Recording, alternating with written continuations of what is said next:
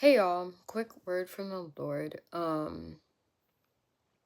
What he gave me is that you can be unequally yoked even with a fellow believer. I've already talked about this.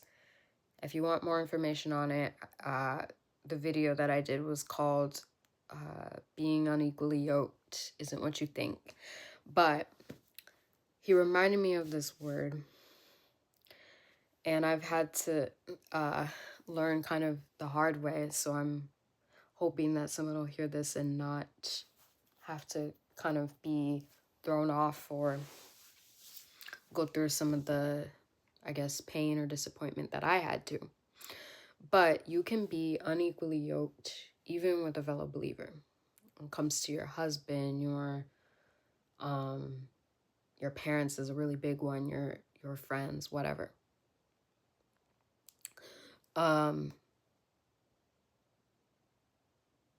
There will be a time when the Lord will speak, and it will be something that might sound crazy, far-fetched, really, really big, whatever, or just something that,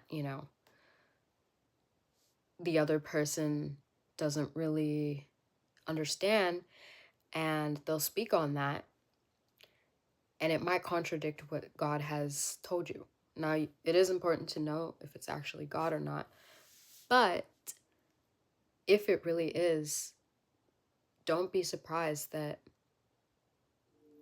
there can be a time when their own ideas, feelings, beliefs will influence what they're saying, and it will contradict the voice of God, especially if it's parents and you get to a certain age and your parents still kind of look at you as their child, because they always will. But if you're listening to the voice of the Lord,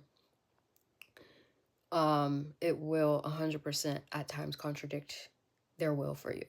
100%. Unless they're super, super submitted to the Lord. And you have to stand firm on, okay, I know this is God.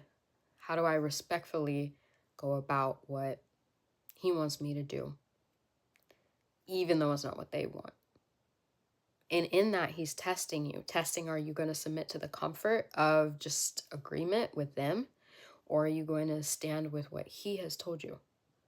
So it's a test. Don't be surprised when this happens.